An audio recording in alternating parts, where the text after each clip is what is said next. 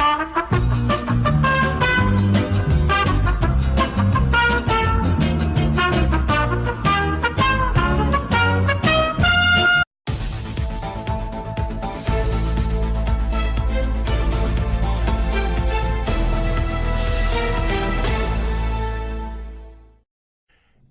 Broner turned down Eddie Hearns' offer. Eddie Hearns offered Broner a 3-fight deal, a little over $6 million.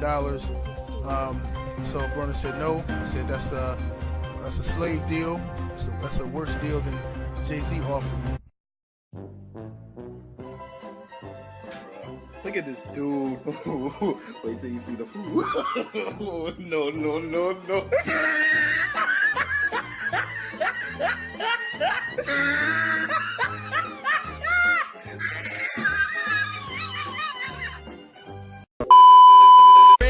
I ain't really changed, it's the same old rebel, still a radical, I'm passionate, it's just another level.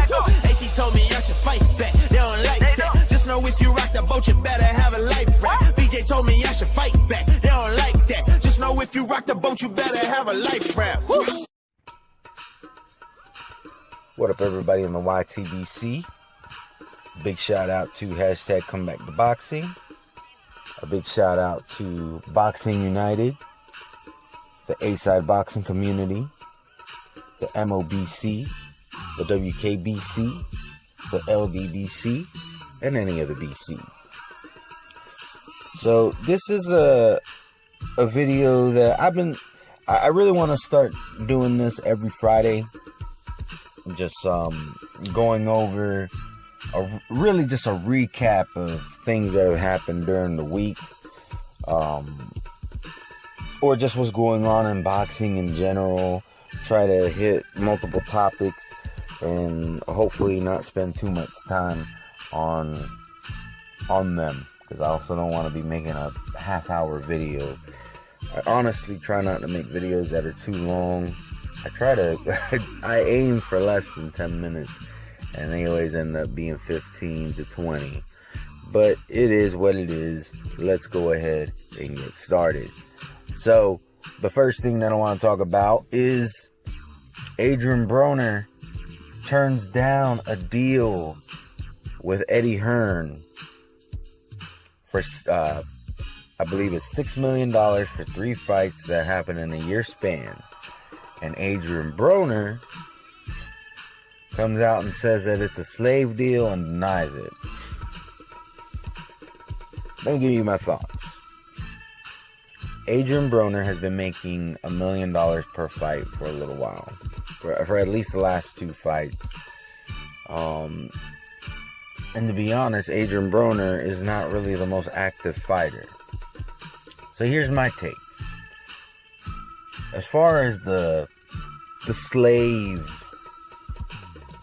contract is concerned, I think he has just really taken note to what a lot of people say in the YouTube boxing community. When I say YouTube, I'm talking about YouTube as a whole, the platform of YouTube. And I think he's just following suit.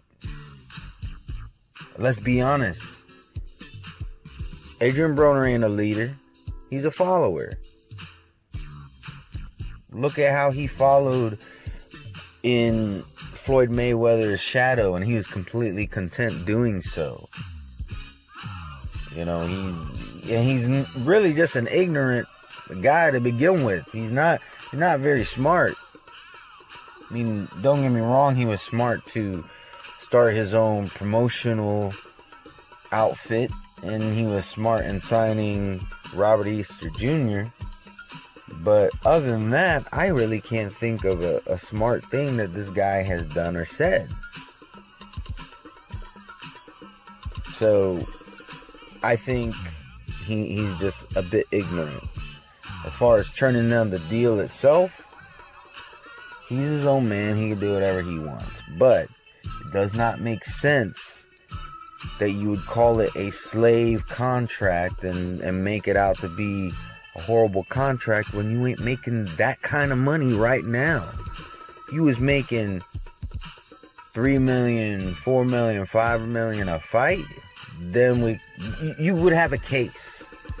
But because you don't make that kind of money, you don't have a case. The only real credence you can give this is him considering a slave contract, because he doesn't fight 3 times a year. He probably fights about 1, maybe twice. No, I would say he probably fights about twice a year. So if he's looking at a 3-fight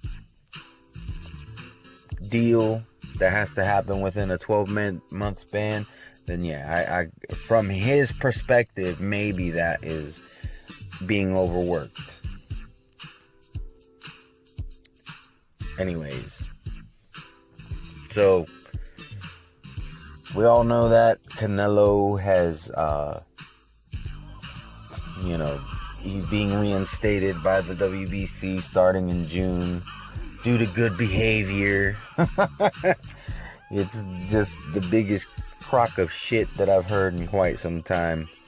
Actually, no, I take that back. There's some pretty big crocks of shit out there right now, being said in boxing. But this is something that I meant to touch on weeks ago, and just because it's involving Canelo, now I'm gonna bring it up, but kind of late on the party to this one. So I really don't understand the whole, coming at Triple G the way that some people did just because he fought Marozhian. I didn't like the fight. I didn't, it's not really a fight that I would have supported if it wasn't for the fact that it was a last-minute replacement. People were literally saying that he was ducking Canelo, and it's like, but wait a minute, Canelo is the one who failed the drug test. It wasn't Triple G. So I really want to know where the president is. When I say president, I don't mean the president of the United States, but when you set a precedent, because when certain things happen, you're consistent with how you handle those situations. What is the precedent?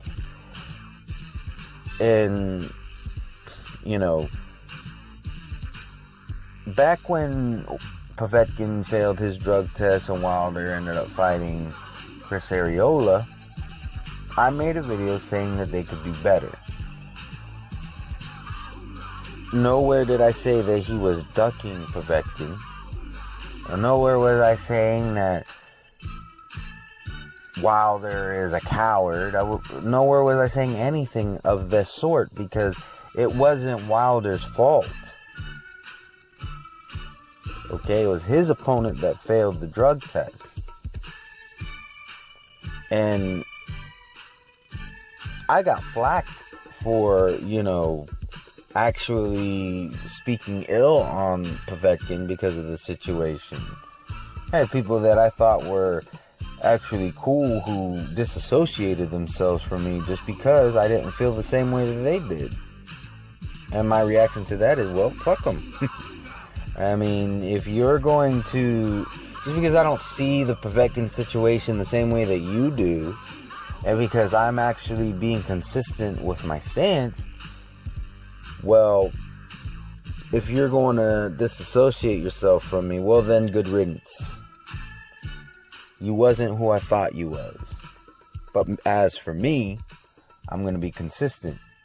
So back to my consistency. I didn't like that fight either, but I also didn't condemn Deontay Wilder for it. I think they could have did better, and I still stand by that. However, I still supported the fight. I still watched it. Whatever views that Deontay Wilder got on that fight, one of those was due to my 2 eyes watching him. So, same thing here. I didn't like the Triple G fight. And the only reason why I didn't make a video on it is just because that was when I was struggling to make videos at all. So when I would make a video, I had to, really pick and choose what I wanted to make a video about. But had it been the same situation where it was just easier for me to make videos, I would have put one on out about that saying, I think you could have did better, and I do. But it is what it is, and we have to acknowledge that we don't know what's going on with the negotiations. They could have been making a better fight, and for whatever reason, it didn't happen. Despite what people think, both sides have to sign on the dotted line. It takes two to tango. If one side says no, guess what? There ain't no fight. Spike Sullivan says no to Triple G, guess what? Triple G can't put him in a headlock and drag him into the ring. He has to go and find another able and willing fighter. And that's what he did. Just like Deontay Wilder. Consistency is key. If you can't be consistent, I can't really take you too serious. But I'm also not going to disassociate myself either. I think there's a lot of good people here on YouTube. And I don't think that we have to necessarily agree on everything in order for us to be friends. There's quite a few people that I'm subscribed to that I don't agree with everything that they say. In fact, quite literally, there's nobody that I'm subscribed to who I agree with 100% of the time. Now, there are people that I agree with most of the time, but not 100%. And that's just life. That's just me being real. But anyways, let's go ahead and take a look at some more boxing news. Eric Molina, he was banned for 2 years for failing drug tests against Anthony Joshua. I mean, it's good that they banned him. It's just not good that this isn't consistent with the treatment that certain other fighters get just because they bring in big bucks. So, even though I think Molina got what he deserved, I also sympathize with him because why isn't this happening more often? Why are other fighters getting off the hook? But we'll see. I mean, it remains to be seen. Maybe he'll get, a reduction due to good behavior. It's the most ridiculous thing I've heard of. But I mean, we're talking about people who risk their lives in the ring, and guys who are going in there dirty are getting off easy. Like I said, we'll see. I won't be mad if he gets the full 2-year ban, but I have to sympathize with the man a little bit, given the fact that it's not very consistent. So, Donald Trump has officially pardoned Jack Johnson. Here are my thoughts on it. I mean, it's a good gesture. Don't get me wrong. I mean, it's really just, in my opinion, it's more of a moral stance and also PR. I mean, let's be honest. Donald Trump is going to do whatever he can to get some good PR because eventually he's going to have to run for re-election. There were a lot of terrible things said about him in the first go-around. And I'm not saying that Donald Trump is a saint. Don't get me wrong. I don't trust any politician as far as I could throw them. However, the double standardness that went on in that first election was really ridiculous. I mean, he got labeled a racist and all this other stuff. And at the end of the day, Hillary Clinton was the one who has a mentor and friend, in her own words, who was actually a grand dragon in the KKK. So, I'm not saying that Donald Trump is a saint by any means. And I'm not a ride or die with Trump. But I do think that he was a better option than Hillary Clinton. And, but I do think, I'm just going to call it what it is. This is just PR. This is him trying to make himself look better. This is him thinking, you know, it's not much different from promoters in boxing. You know, politicians and promoters, they lie. Let's be honest. They serve you this shit. They want you to eat it all up, and whether you do or not is up to you. But I'm just calling it how I see it. I think, I mean, it was terrible how Jack Johnson was, you know, arrested for not doing anything wrong, you know, just because he was, you know, they didn't like the fact that he was married to a white woman, and in those times, it was seen as unacceptable. Now, I think that society has come a long way since then. This is just a PR stunt, though, really. I think, because at the end of the day, Jack Johnson has been dead for quite some time. You're not really getting anything accomplished other than, you know, getting some brownie points. So, looks like Pulev and White, did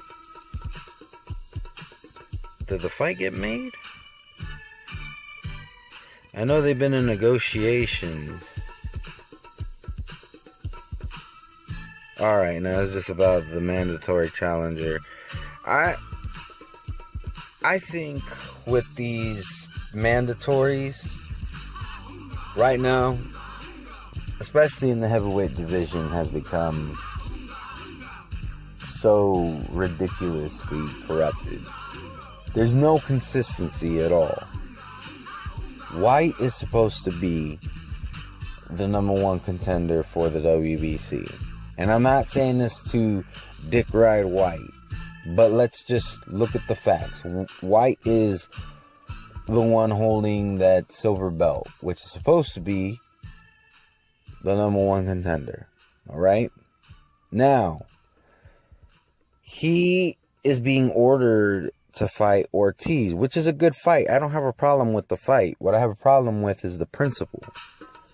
And that is, why is he being forced into an eliminator when he's been waiting patiently for his shot? He is the number one contender. But somehow, and I like Brazil, I would consider myself more of a Brazil fan over a White fan. But how in the world does Brazil become... He's the number one contender, but White has the silver belt. Like, where's the consistency? Where is it? Because this shit's looking like Jello. This shit is it's a very soft consistency. And the same thing could be said with the Gervonta Davis situation. Now, I like Gervonta Davis. I'm rooting for the guy. But the whole situation with the WBA is that Machado is supposed to be the WBA champion. And he is. He's the regular. Because they gave his super championship to Gervonta Davis for fighting a man who came off a loss and came from a lower division. Who hadn't fought in a year. I mean, though, just for those facts alone, aside from the Machado debacle, those facts alone are enough to say he shouldn't be given that belt on principle. As like I said, I'm not hating on Gervonta Davis. I was happy for him. It's just I didn't know all the ins and outs of the situation at the time. But the reason why you have to be consistent with these things is because if they're willing to screw over Machado, what's to say that later on they won't screw over Gervonta Davis? Now, at this time, if they were to screw over Gervonta Davis, well, you could just call it poetic justice.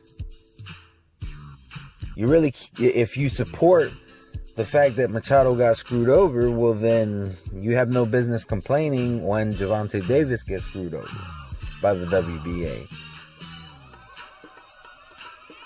Because that's the precedent that you set. But we all know what the deal is. Some people are just fans of fighters. They are lovers of men. Instead of just looking at things for what they are. Anyways, this video has gone on way longer than what I really wanted it to. So I'm going to leave it at this. This is just food for thought. This is what I'm calling Freestyle Fridays. Hopefully every Friday I will do this. I'm going to try to have it a little bit more structured in the future. I'll probably take down notes throughout the week to better cover the events of the week. But to all my subscribers, anybody watching my videos, or if you just so happen to stumble upon this video, hope you have a wonderful, blessed day. Peace. Undefeated.